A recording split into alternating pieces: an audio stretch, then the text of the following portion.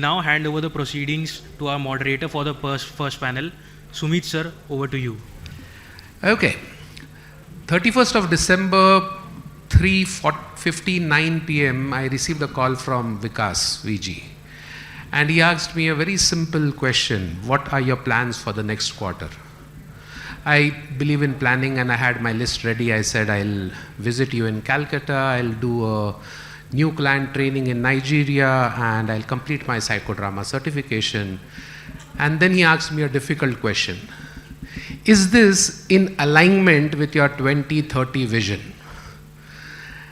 And I murmured in my heart, what the hell, Vikas? Why are you putting me into a fix?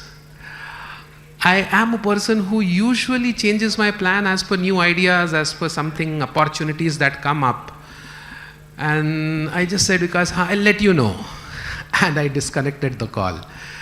Yes, that time I did not have a 2030 blueprint in my head. And here comes the topic, 2030 blueprint. And I thought, let me begin our discussion with asking our panel, specifically with somebody who has been talked about in the introduction to be there since 1990s. What's his 2030 blueprint for Pinnacle Infotech? Mr. Bimal Patwari. Thank you, Sumit ji. Good morning to all of you.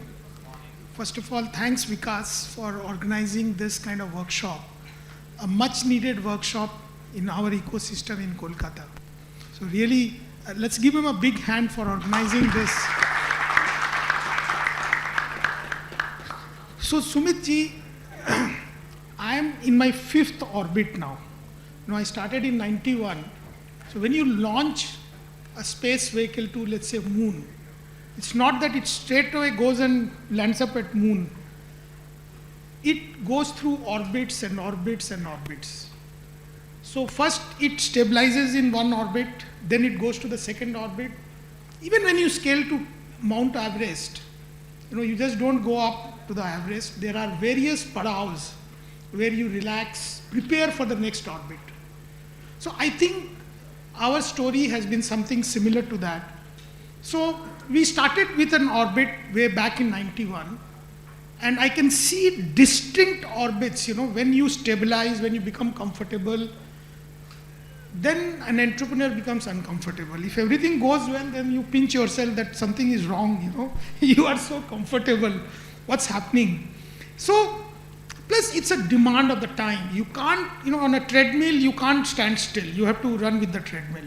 So, last year we launched our 5th orbit, where we are planning a 10x in 4 years.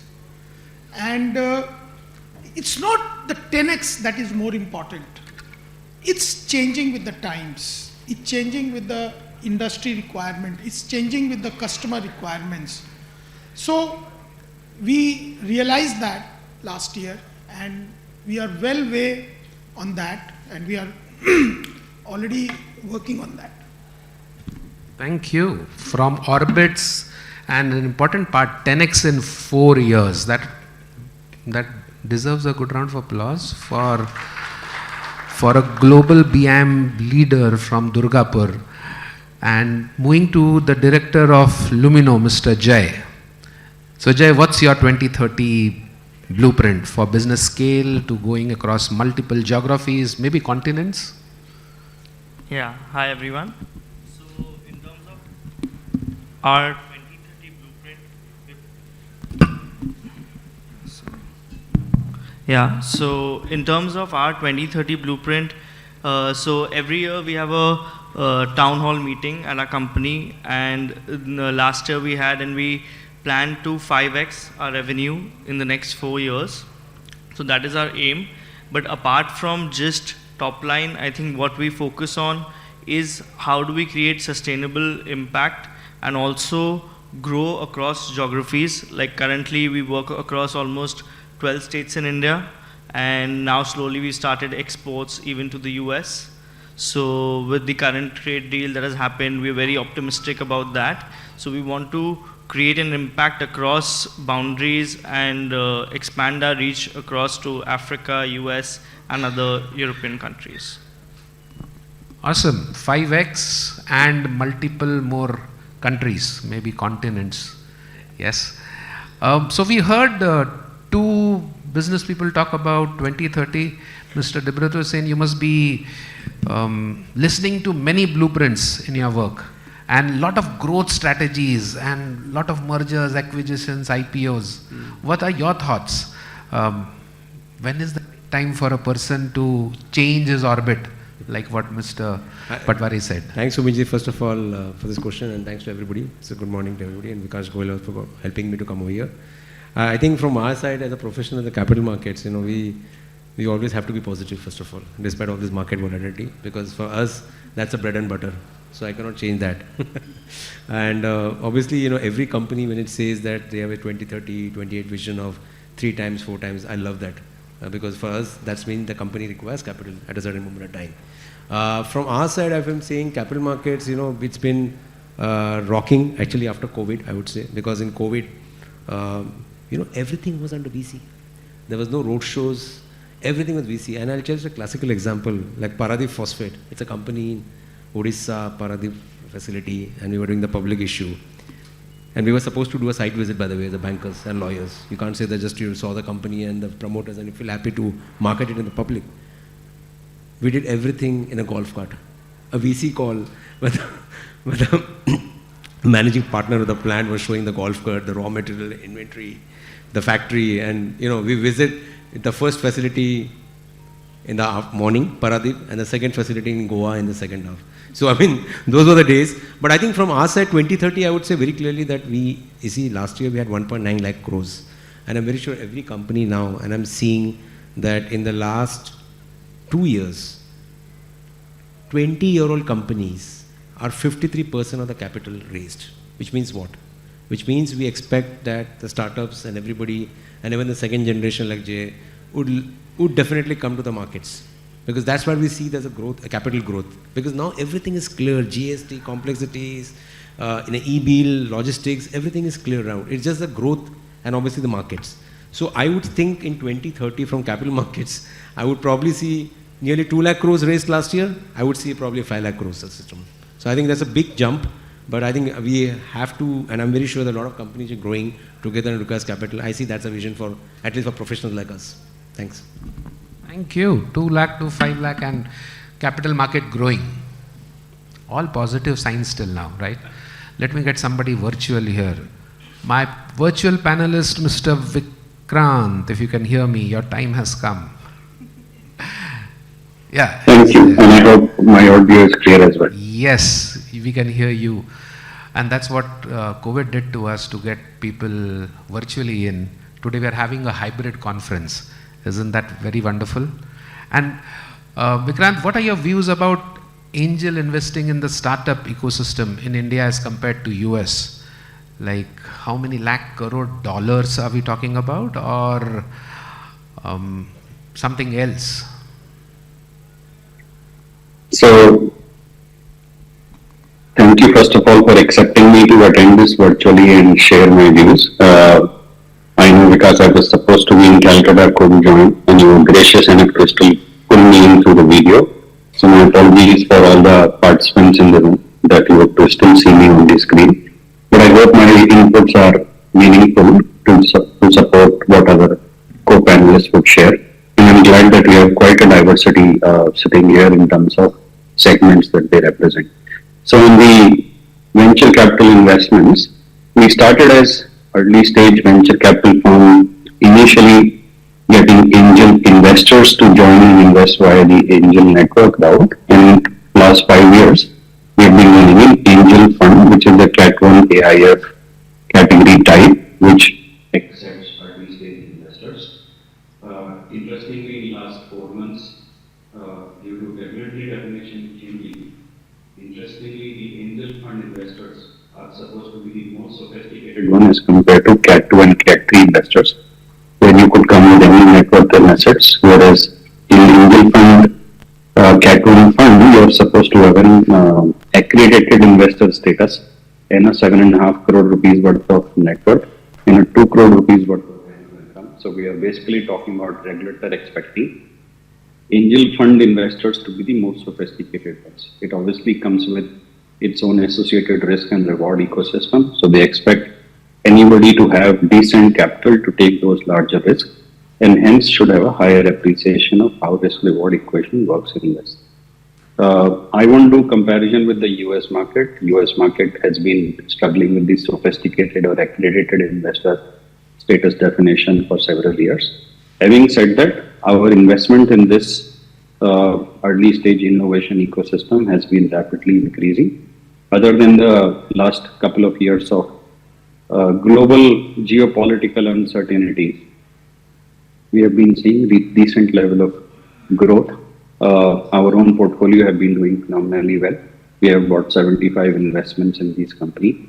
Omnifin has been recently onboarded as a part of our valuation agency, so they have some insider information of how our companies are doing.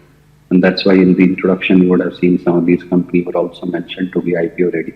Just to give you an example, we invest in companies which are at a very, very early stage of their life cycle, which means many of them might even come at a POC stage. In a startup parlance, it is called minimum viable product. And when they start with that journey, their valuation would be 10, 15, 20 crore rupees.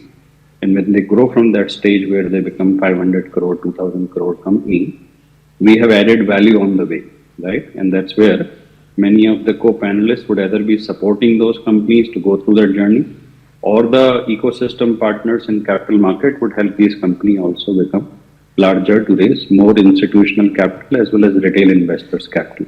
So we are all sitting together where we would have added value one way or the other. So I'm sure I'll answer more in future.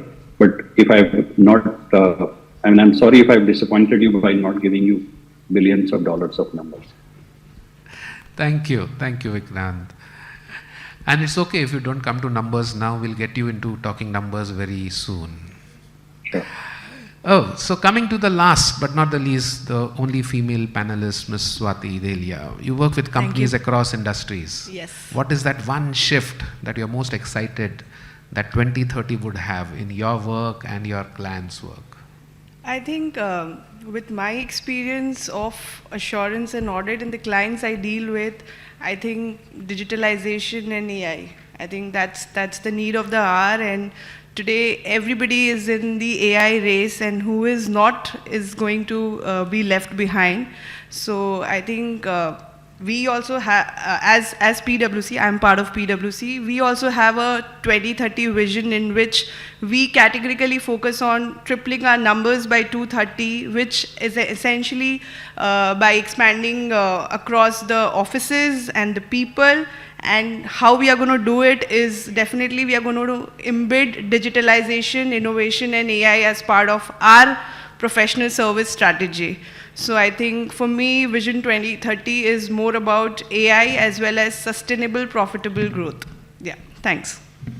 Tripling numbers, sustainable, profitable growth, innovate, lead and scale. Our theme of our panel discussion today is almost set. Let me open the question to all the panelists here. What would differentiate between an average and a winner performing business in 2030? What strategies, what capabilities, what risks, what would be relevant to the scaling and making it valuable? Anyone who would like to go first? I think, we have seen so many companies going for IPO, and it's a very catchword nowadays, right? I think after COVID. I think most of the companies are just looking at the short term. It's just that paisa hai, le lo, right?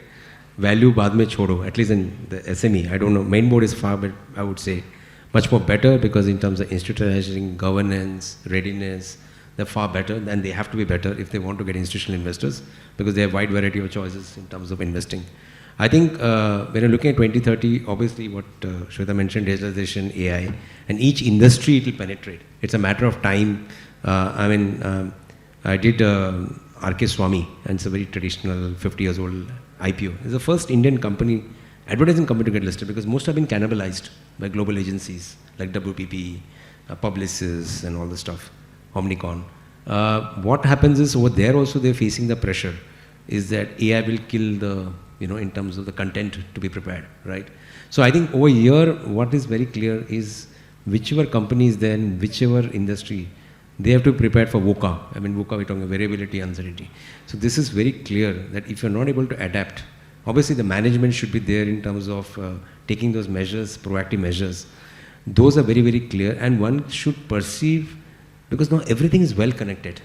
Earlier probably they were disparate, now they're well connected. So if you don't able to foresee that in advance, it becomes a challenge in terms of scaling, in terms of margins, and investors, I'm telling you very clearly, the well-informed institutional investors, they'll dump the stock, at least from my language.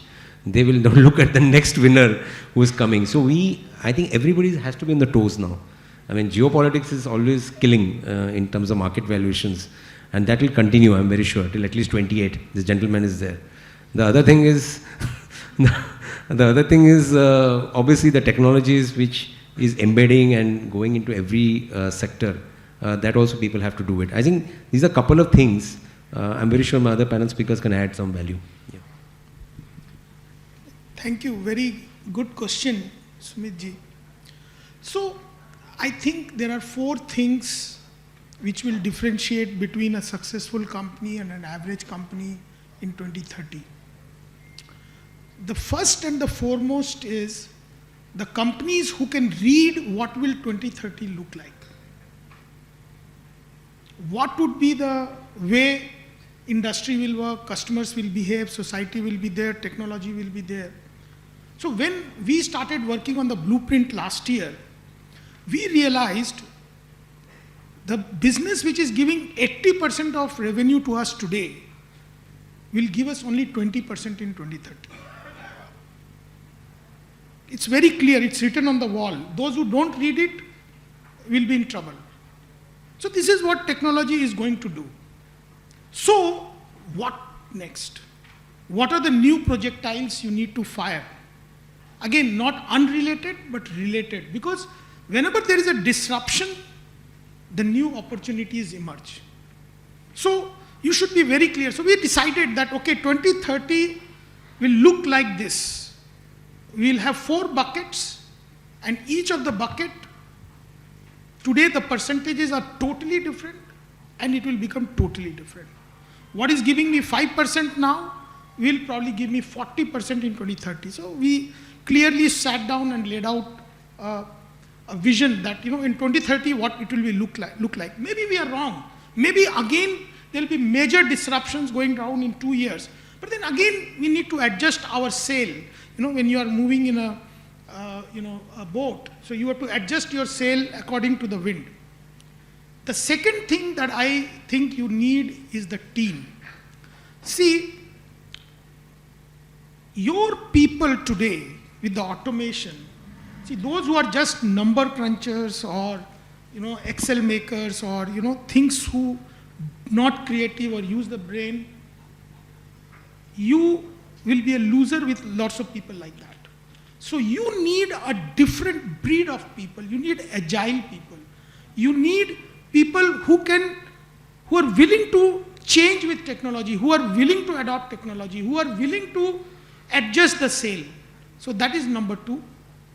Number 3 is again the processes in your organization, because that itself will change dramatically in these 4 years. What you are doing now, the way you are working, your workflows, the way you deal with your customers, everything will change. Imagine driverless car. What happened to our travel agency? Earlier there used to be paper tickets, right? Now, what has happened to banking? Totally changed. So your organization, in fact, your industry will be redefined, your domain. We are redefining our domain. See, I cannot say that I'm in airlines business. I'm in a transport business. And everybody is my competitor. So the third is your domain. And I think the fourth one is very important. In fact, all are important, is the commitment and investment, and to buy in that idea, to take your team along, the leadership, to make everybody believe and align that growth with them. So I think these are the 4 things that will really distinguish according to me. Thank you, Bimalji. Bimalji, don't just keep the mic down. I have one more follow-up question for you. I've seen you committed and invested in the Durgapur office where you live as well with your family, kind of 24/7 available for them. And you have also set up various offices in tier 2 cities like Jaipur, like Madurai. And was that a well-informed decision? Now when you look back, are there some advantages, disadvantages of a global reach from tier 2 cities? Okay, so very good question, Sumitji. I mean, it was very, see, I was born and brought up in Durgapur. So my grandfather moved from Rajasthan in 50s when there were no opportunities there, and Durgapur was coming up in that time. So, but Durgapur is a nice city. It has got lots of advantages. It has got regional engineering college, all colleges, CSIR. I mean, so what I realized, what do I need for my company? For me, the biggest raw material is the talent. Now, if you look at Kolkata, Bangalore, Hyderabad, Chennai, these big cities, 80% of the people are coming from small towns and villages. So, if I can hold them in the smaller towns and cities, and I can give them that quality of life, I can give them opportunities and platform, then why will they move to the big cities? Trust me, my salary costs are higher than the tier 1 cities. See, today every employee knows their worth. And it's not a question of that. I mean, you have to pay for that. See, I'm working in global market. So I'm getting my dollars and euros and pounds. So, and you have set up hostels for them as well to live. Yes. So, in fact, in Durgapur, we have a really excellent work-life balance shift. We have got a nice apartments, dorms, we have got swimming pool, we have got all types of recreational facilities, gyms, everything that you can aspire for. Now we are doing the same in Madurai, where we are setting up another. So the idea is, this is the need of the hour. Why should I spend 3 hours in traveling in Calcutta or Mumbai to my workplace every day, going and coming back? Let me use that 3 hours in my office, because people walk to the office in our company. So it took some conviction that tier 2, tier 3 cities, and trust me, these young kids, and we catch them young. Almost 85% of my employees are first company.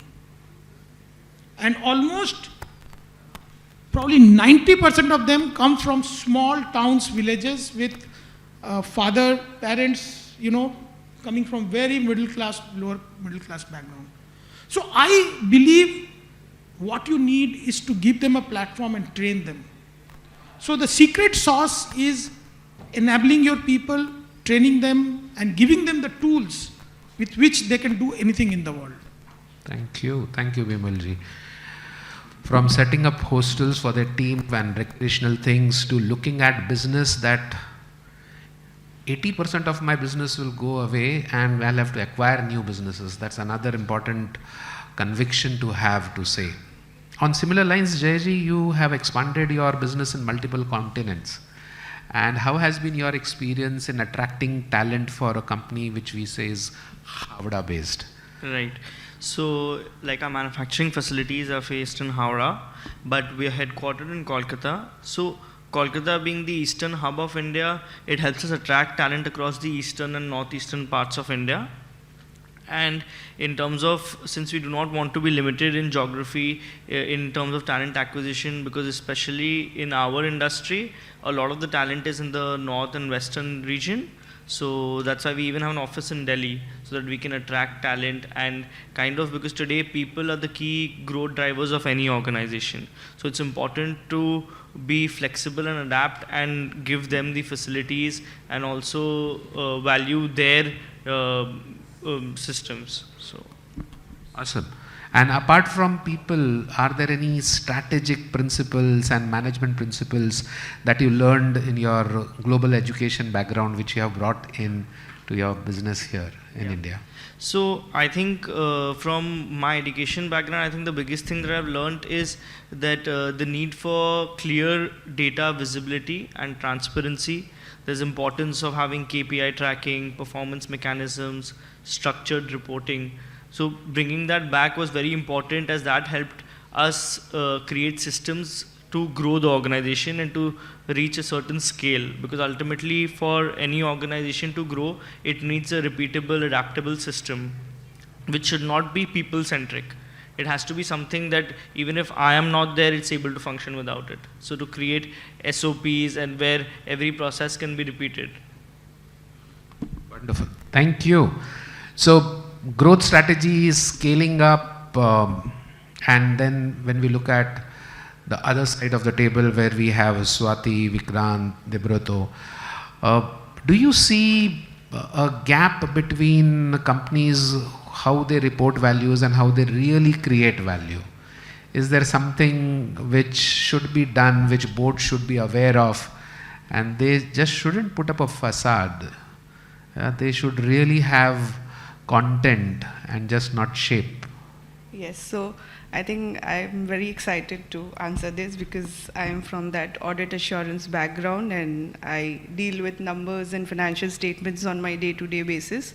So I can share with my experience that financial statements doesn't give a false information.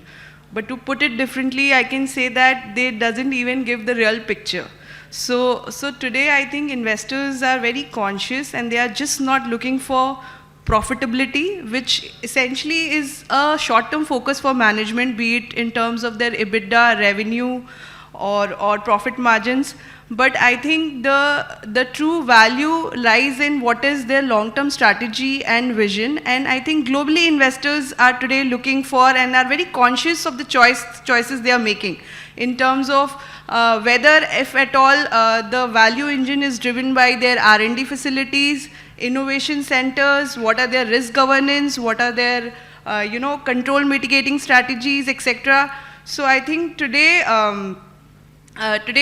everybody is learned. I think it is not just about numbers, and it is about the value engine which drives the organization. So that's the long-term value. I think Vikash was mentioning in the opening ceremony that companies have a lifespan of 35 years, and for that I think only focusing on the financial statement numbers will be a real short-term outlook. So as I think Mr. Bimal rightly said, that creating township, I think that governance part of ESG, so that's very important for a long-term value of the firm, I think. Yeah.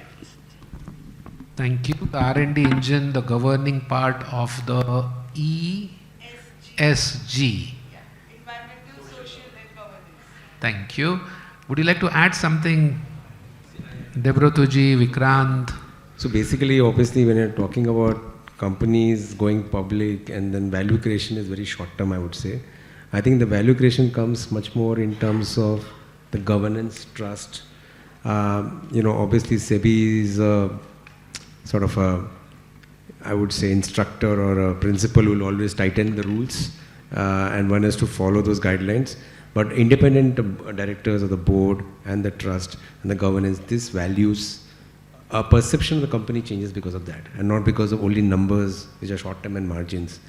And the other thing which people are taking care and people, investors perceive is the ESG. So ESG actually, another dedicated funds also which looks at ESG is very, very important parameter to evaluate a company also. And a lot of times the investors also don't come in the first round when they go for public. They view the company in terms of, reported, related party transactions. What are the key things the company does independently and not within the family owned in terms of managing company. So there are few key points which the investors looks at, and that is where the value creation comes. There are sometimes we say perception, like, typical classical case is Shalimar paints and Asian paints. Ultimately paint is paint, and who can decide what that paint is about, right? But I think the Asian paints in the past so many years have done everything in the automation, MIS, distributions. I think those and plus obviously governance. Those are very important key things which people will value in terms of multiples rather than just any other company which gets listed. So these are few things which you have to do from value creation. Governance, independent directors, ESG, in terms of the statements which you do as per disclosure norms also, they're very clear thing which investors loves it. I would say that way. Thank you. Rohra Sahab, I'll share a point just to make the conversation simpler. So when we invest in companies, obviously, as I was highlighting, early stage company may even have difficulty to prove their existence through sustainable business model, right? In our parlance, we can call them saying, do you have PMF, product market fit? They start with early PMF, prove that the market is accepting it, and then they start to scale it, which is where scalable PMF comes in. That every time you are making it, do you have the ability to scale it timely? And then the third phrase comes in, do you have scalable, profitable PMF? When you are scaling it, every unit at a unit economics level is becoming profitable. Is it getting you the benefit of economy of scale? Or are you putting more money behind it and still becoming every unit to be a loss-making unit and more losses to come with as you scale, right? And that's where companies need to demonstrate their ability to scale. But on the other side, companies need to demonstrate their ability to be integral to the entire ecosystem with right ethics, integrity in reporting, and their ability to appreciate governance as core principles and not only as mandatory requirement or statutory obligation, which their CA and CS have to do, right? Or which their CA and CS ask them to sign and they sign blindly. And these are few things which we start to then question some point in time, because when they sign shareholding agreement with us, that is the role that we are supposed to play early enough to keep them ready. And that's the difference between a normal angel investor who will put in 5 lakh rupees in a company and will expect only 10x growth to come, versus an institutional investor who would start to really review things, ask the right question at the right point in time, and give the suggestion to be ethical in everything, right? We have had situation where we have taken unpopular stand of turning down companies and saying, sorry, we will not give you short notice for consent for conducting AGM and EGM with 3 days notice, right? Irrespective of what happens, you will have to give 21 days net notice or whatever is the required time for us to review the document and go through the process.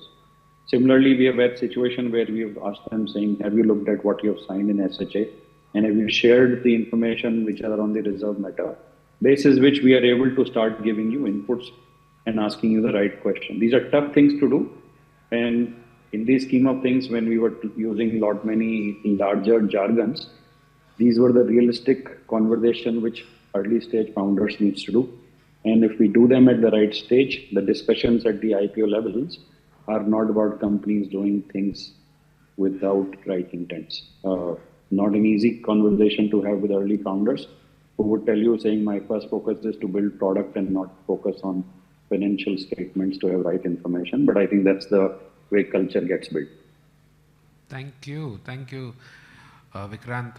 And I love that dance between being thorough in governance and the speed of innovation requirement, even for startups, and just not for startups, even in big businesses. I would now want to put that question to Mr. Patwari and Mr. Jay. How would you stay course on innovation and investing on it when it is not being seen in the balance sheet for a while? Though you do not have a governance body, maybe you are responsible for answering it, but yet sometimes it becomes difficult, isn't it? That you're investing in innovation and it's not seen on the balance sheet for quite some time. Again, an excellent question. So you are right that innovation is not there in the balance sheet, right? There is no asset and liability column for innovation. But in my company, as I said, 80% of my business will become 20%. So how will I do that? So I need to be creative, I need to innovate. Now, today, unfortunately, it has become a lip service in many of the companies. we have to understand what are you doing for innovation. So for me, innovation means you allow your people to fail, experiment and fail. Are you prepared for that? Because innovation means you got to try 20 things and only 2 things may succeed. So it's the culture of the organization.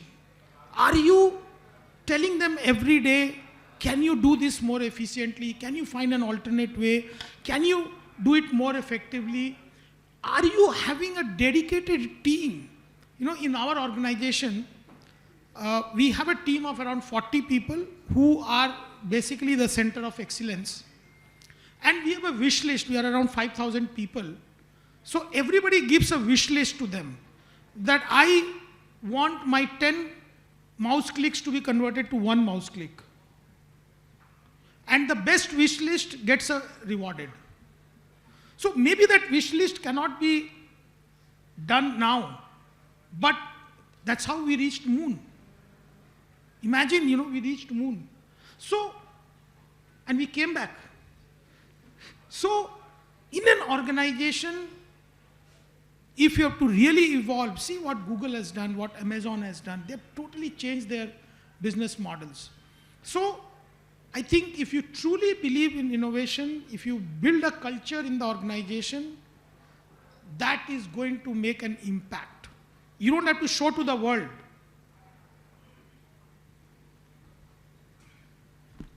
Awesome. Jay, I love that part. Keep investing in failures. Yeah, fail fast and see what return can come back. Jay. So for me, innovation is a part of our culture. For our organization, we believe innovation is not just a one-time thing. That's why we don't view it as a balance sheet item. We see it as a long-term value creation. And innovation does not just mean to us in terms of innovating in our products. It's also innovating in our everyday work as to how any process can be done more efficiently, in a better manner. How can we use technology? How can we create innovation in our day-to-day work and improve our systems and create that efficiency? Wow. So innovation in process, in strategies, in people. I want to throw this question to the other side now, if I may call you the other side. Like, what kind of a big mistake do you see for people who kind of, in the name of innovation, want to do something? Any expensive mistakes you see companies doing? They're putting it in the name of innovation. Because innovation has been a buzzword for long. And it has come in the KRAs and KPIs of CEOs and HODs, from Kaizen to, I do not know, whatever they want to call it. And they just keep labeling certain things. See, I think there is no right or wrong part to it. It's the outcome which decides whether it was right or wrong eventually. So I think, as I would not agree less with Jay and Bimal both. I mean, they are from the other side, as you rightly said. So I think it requires a lot of patience and consistency to continuously innovate, which is the need of the hour because of the disruptions all around, I think. But that's the need of the hour, and to be focused that ultimately you'll be there, I think that's important, because today being resilient is something which is going to help you survive in the long run. So I think that's my limited take on this.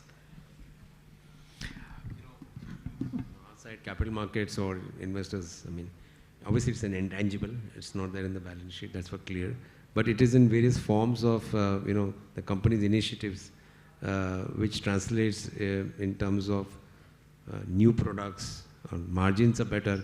I think very clearly it has to reflect from market perspective. Bolne ke liye to we'll say a lot of innovation has been done at the company level, processes are being done, but really it all reflects from our side is all numbers and margins. So if a company says I'm doing, I invested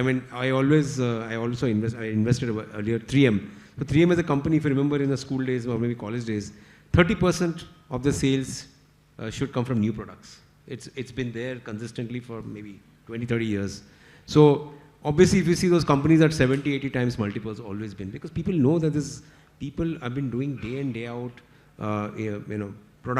new products and new whatever innovations is done. So if you think that type of companies can come out, it becomes a value multiplier. I think that is somewhere we want to say, not that normal just talking and telling that improving the process and products. It should translate into margins. At the end of the day, investors are patient to a certain extent. Beyond that, they boss, abhi to bahut ho gaya. I will look at some other company and look at some other portfolio company. So I think for us, we always look at metrics in terms of time and value. Wonderful. So finally, innovation should save money in some way, improve the speed. Let me go back to my virtual panelist, Mr. Vikrant. Vikrant, speed of innovation and thoroughness in governance for startups. So just wanted to make a disclaimer that I can't see the event screen. It's black for me, but I'm still speaking, thinking at least I'm heard properly. Yes, yes, sir. You're heard. We can see you clearly. People give him a good round of applause to let him hear. No, it's okay. I just wanted to put this, if there is a technology glitch, which they can fix so that I feel connected. Yeah, thank you. I can see you guys now. So speed of innovation, obviously we are in a space where we need to fund disruptive technology, right? So I generally say there are incremental innovation, there are transformative innovation, and then there is a disruptive innovation. Most of the time you will see incremental innovation being used and adopted by companies as a part of their operational efficiency initiatives, which was the quality mantra in the early 2000s. Then the transformative innovation came in, where most of the companies, GCCs in India, started to have that focus. And the disruptive innovation now is something which is potentially the new focus, which is going, getting funded through VCs, corporate VCs, or anybody else who's in that space. What is more important is things which have changed in last 1 year are so radical that we all have to acknowledge that the speed with which companies have brought change in technology, we don't even know actually what would tomorrow look like. So I didn't give you any clarity on what 2030 would look like for me, because I don't know which kind of companies I will be funding, what investors would be looking to fund, what my institutional investors would like to participate in. So this is a time of uncertainty. We heard VUCA being talked about. We also heard about 80% of business would come from absolutely new segment. So I'm in agreement with all of that, but also that goes to show if we are not agile enough to adapt to changing technology, things would be very difficult for us. If you look at large companies in today's environment, which Modi ji is sharing stage, let's say within the AI innovation, many of these spaces you would not even have seen 2 years back or even 1 year back, right? There is a 24-year-old guy sitting and is already claimed to be a billionaire, bringing technology, which nobody knew, and is sharing stage with the largest leader, one of the largest leaders in the world. We are making competitors also raise hand and shake hands with each other, which sometimes they were resisting. But these are all guys which never existed a year back or year and a half back. And they are the one who are going to define our military strategy, our innovation strategy, our space strategy, our health strategy, and stuff like that. So extremely difficult time for being a venture capitalist or being an industrialist for that matter. Thank you, Vikrant. I have a nudge from my management saying I have 10 minutes more. So I'll open it up for audience. If you have a remark, a suggestion, something to say. Can we have some mics here, please, my dear friends? Yeah. And then we'll carry on finally to the rapid fire part of. I have some rapid fire for the. Yeah. Yes, sir. Can we have the camera this side, please? Yeah. Good morning. This is CA Aninda Ghosh. So I have retired after 35 years across Tata Steel, Aditya Birla, JSW 16 years and 5 years as CFO. I've joined SRMB Group as the head of projects. Now, so it was very excellent to hear all these things, and SRMB also belongs to Durgapur. So it was very great to connect to a thing. In fact, I shared with Ashish Beriwal ji, who is our director promoter, on live what you said. Sir, mic thoda samne pakad. So what Patwari said, I shared already with him. So it was connecting for us. What excites as well as becomes a query for us, because we are old gen. I passed in May 90 at age of 23 in first attempt. I am a Xavierian. So what it makes a query, because so Joy is very young. I think Shati is also it. No, obviously Devbrata Sahab and Patreji or Sumchi may share my age. So point is that you spend money, you invest 100 crores, you invest 200 crores. Now we have a flurry of investments by the angel investors in products, in let us say in services, where the business goes up by 2x, 3x, 4x, and the loss goes up by 3x, 4x, 5x. Also, it is very great to innovate everything, but at the same time, there should be an EBITDA penchant also. There should be an penchant for EBITDA also, even in the new age. Although, let us accept Bhuka world, let us accept Shupteshu Jagriti, all those things.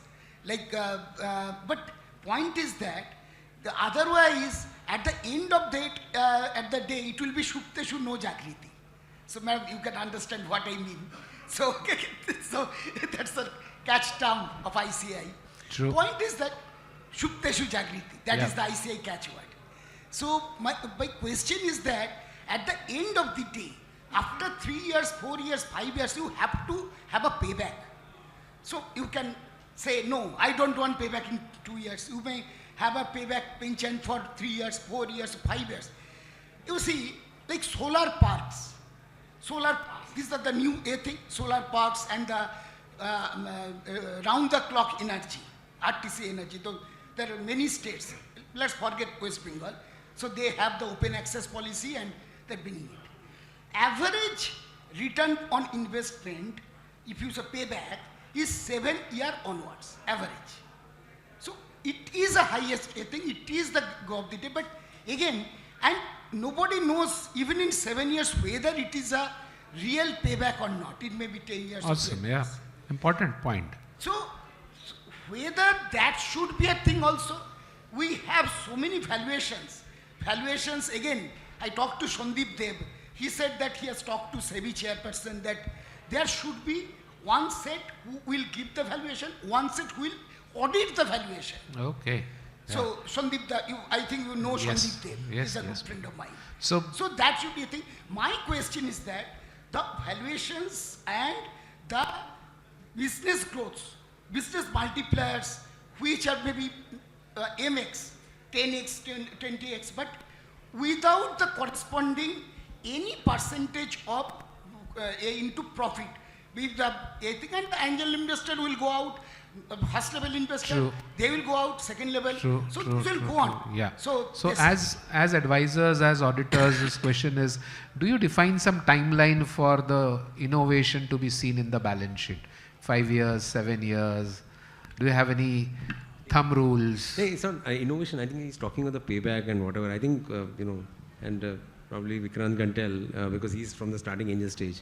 We public market investors are very different and use a different optics versus private market investors. Private market investors, they can wait for 6-7 years. I don't think you'll wait beyond a year. So the clear question is, you're seeing that transformation of all these companies which have come in the last 2-3 years. They've gone through the toughest times. They've cut down costs, reduced people to make it optically EBITDA positive, right? Because they know that the public markets, when you come, they want profitability to be very clearly. So the very question over here is, even if they had scaled up in the last 5-6 years, but when they want to come to the public market, ठीक-ठाक से आना पड़ेगा, नहीं तो तुमको कोई भाव नहीं देने वाला है. So the very clearly is, you're seeing that change also of all these companies dressing up very well, And obviously, I'll tell you, in the bull markets, the duck looks like a swan, and you have to make it like a swan. So the very clearly, we are seeing that they will come towards the profitability, say EBITDA positive or PAT break-even. They will disclose to the public when they want to go public. And that is very clearly, they have done a lot of work in the last 1 year compared to the growth strategy which they had for those first 4 years. So very clearly, this is what is happening now, that we do not have patience. Even the private market investors, they say, boss, you have to make it IPO readable, but you have to get these metrics done, including KPI, profitability. Then only public market will value. Otherwise, sorry. I mean, you come and then nobody will even look at you. True. That's what I feel from payback period side. And that is why I mentioned about the scalable, profitable, PMF point. If they are growing and if they remain profitable with the growth, then the concern raised by the gentleman would be taken care. Thank you, Vikrant. Yes, sir. So, good morning. Bimalji, question is for you. So, you said about the tier 2 cities, you have a great insight about that and the infrastructure building. We do operate our business in tier 2, tier 3 cities. It's a different business. Vikrant, you'll be able to correlate the company name. I work for a company called Medicover Hospitals. We a very big player in the down south and the city where Vikrant is sitting right now. The idea is to understand from you so that I can take back and work on it. How do you find the risk-taking capabilities of the people who come from the tier 2, tier 3 cities as an employee? Because in our business, very important, I'll give insight. If you ask me the 2030 vision for my company or for myself is, when I joined the 6 years back, the people, around 1% or 1.5% people as employees were thinking like a owner. Right now it's a 6.5%. My dream is to take this to 25% in 2030 or beyond.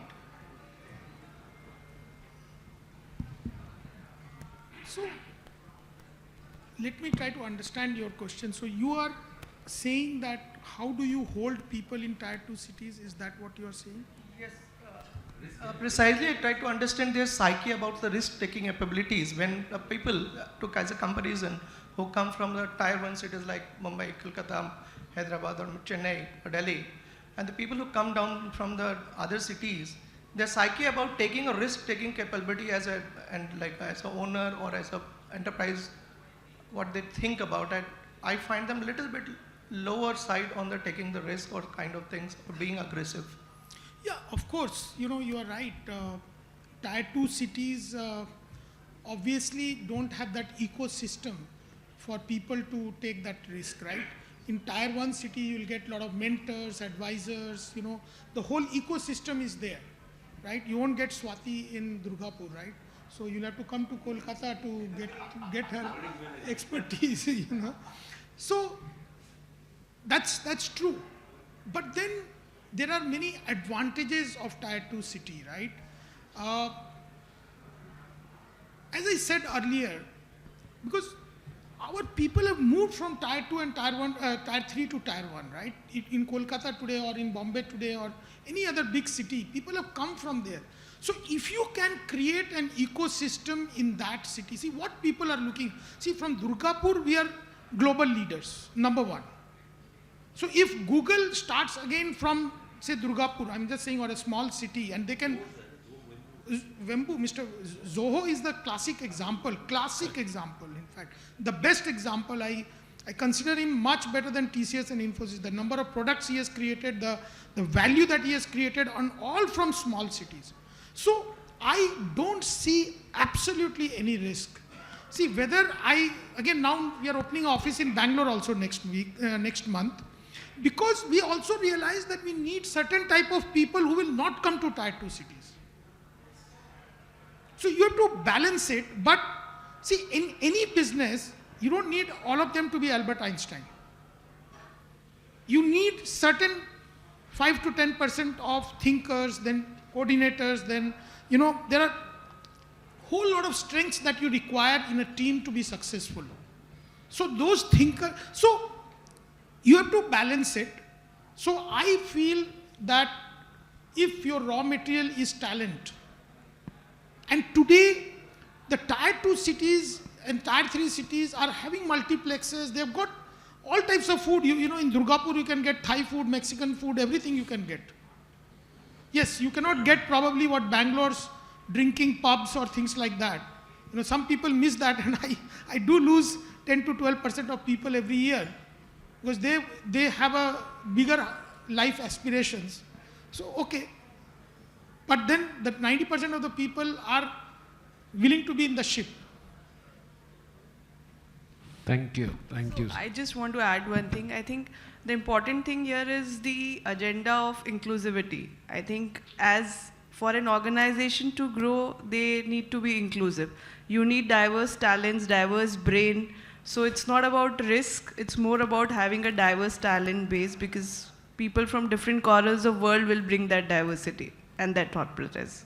Yeah. Thank you. And One just to add last to question. her, just to add to her point, Yes, we Vikrant. have about 28 companies which we have funded from tier 2 and tier 3 cities. We have companies in Goa, we have companies in Bhopal, Indore, Lucknow, Jaipur. I have companies in down south in Kerala, in Trivandrum. So we have picked up founders where they were doing a good job, and we were not necessarily searching for people coming from large cities. In fact, we have realized that the guys in the Bangalore do believe in all the Fed statements. Some of them we also heard: grow fast, die fast, surrender fast, move on to the new team fast. We are sometimes not necessarily clear if that's a good strategy for an Indian environment, because we are also looking for hustlers who would try to take few risks and still try to get value created out of it, while moving fast is also okay. But I agree to the gentleman that sometimes risk-taking ability in tier 2 city is slightly less. So when we see the projections coming from them, they are conservative and not overly optimistic or aggressive.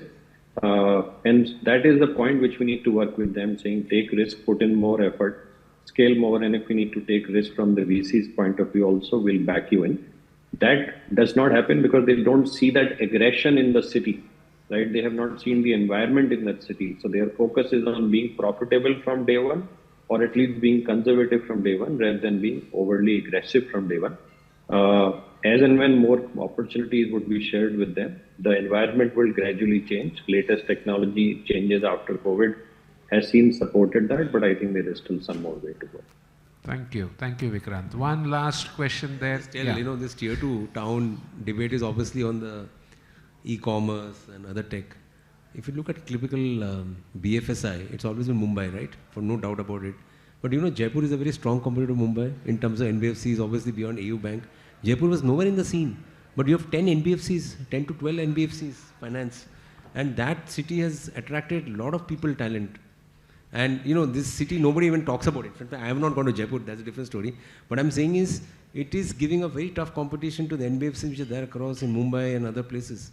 So it's a very large ecosystem now. So like that, I'm very sure a couple of cities will be coming up, as he said, Durgapur, where people will definitely notice them in the public domain. Yeah. Thank you. Yes, sir. Thanks for waiting a lot. Thank you, sir. And I have a quick question for Vimal, sir. First of all, congratulations for this great journey. And I'm also from Durgapur. My schooling is from Durgapur. So kudos to you. So I have a quick question. One is to understand that, you spoke that people in your organization know their value, right? So when you say that, I understand, or I presume that you're not paying them they are not underpaid in terms of Durgapur standard. They are paid as per their standards, right? So how do you motivate people to stay back? And if you are okay, if you can quickly, if that is okay, you can share that what is the attrition rate for the first leaders? So you said that you try and hire young talents. So what is the attrition rate of the first, people or first bunch of people you have hired first and their stay in the entire ecosystem? So if my question is okay with you. Yeah, definitely.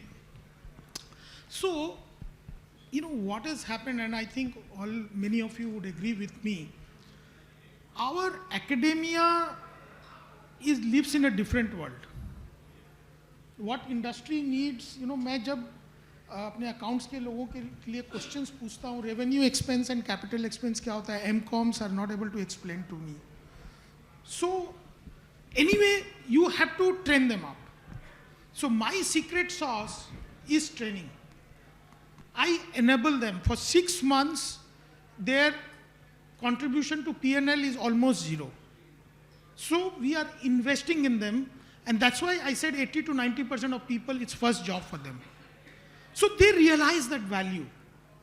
And it is a continuous process. In our organization, everybody, even my vice president, has to go through 8 hours of training every month. It's a must, minimum. So when you invest in people and they realize that, they are becoming stronger because they have more skills, more capabilities. See, in big cities or in many of the companies, you are just pushed into the job from day one. So here we are training them up.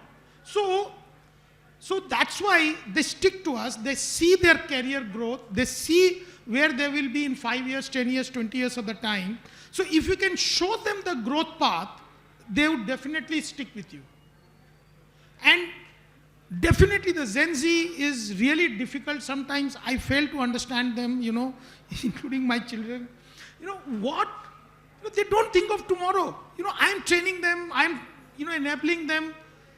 And like suddenly they will, okay, if they go to a better company, I'm very happy, for them. But you go to some company, garage company, which is no future, is going to, so there is an attrition. I mean, today we are standing at probably 10 to 15% in between. And, but once people who stick to us, like 3 to 4 years, if they stick to us, then they are there with us.